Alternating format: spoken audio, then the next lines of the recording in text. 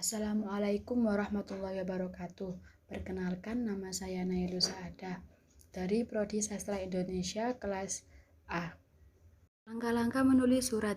Dalam menyusun surat juga perlu diperhatikan beberapa hal. Hal ini terkait dengan banyaknya dampak dari kehadiran surat itu sendiri. Berikut ini hal-hal yang perlu diperhatikan dalam membuat atau menulis surat. Di sini saya akan menerangkan tentang langkah-langkah menulis surat. Yang pertama yakni pengonsepan.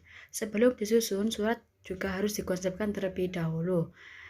Hal ini dikarenakan diperlukan kehati-hatian dalam menyusun surat. Yang pertama yakni menentukan bentuk surat. Tentukan dulu bentuk surat yang akan ditulis. Apakah surat penawaran, surat rekomendasi, atau surat yang lain. Yang kedua, menuliskan bagian-bagian surat.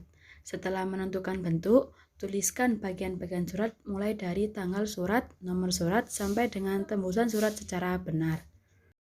Yang ketiga, menentukan tema. Langkah selanjutnya adalah menentukan pokok masalah yang hendak disampaikan melalui surat. Dan yang keempat, menguraikan tema. Langkah selanjutnya adalah menguraikan tema ke dalam alinea pembuka inti dan penutup. Dan yang terakhir yakni membuat alinea pembuka. Langkah selanjutnya membuat alinea pembuka yang dapat diungkapkan dengan beberapa cara. Langkah selanjutnya yakni persetujuan surat. Hal ini dilakukan oleh atasan. Atasan akan mengecek apakah ada kesalahan atau sesuatu yang tidak berkenan. Maka surat harus diperbaiki terlebih dahulu. Langkah ketiga yakni pengetikan.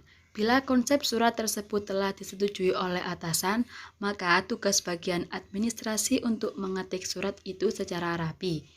Pengetikan dilakukan secara benar dan cermat dan dicetak dalam kertas yang berkepala surat.